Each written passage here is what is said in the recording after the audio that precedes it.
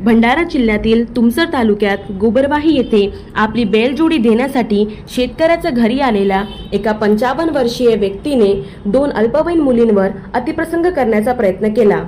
या प्रकरणी मुलींच्या पालकांच्या तक्रारीवरून गोबरवाही पोलिसांनी संबंधित व्यक्तीला पोक्सोखाली अटक केली आहे।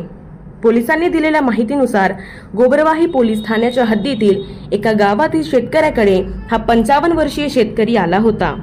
शेती वाहनासाठी बैलजोडी दिल्याने शेतकऱ्याने त्याचे आदरातिथ्य केले।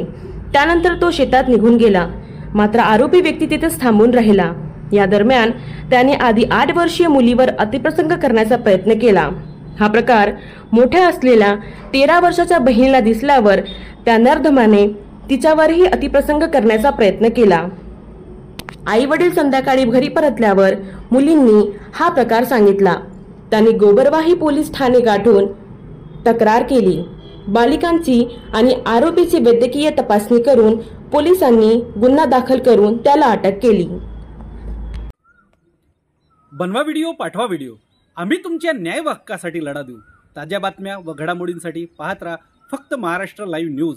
आजच आमच्या चॅनलला सबस्क्राईब करा, शेअर करा, कमेंट करा आणि हो, बेल आयकॉन दबायला विसरू नका। जय महाराष्ट्र।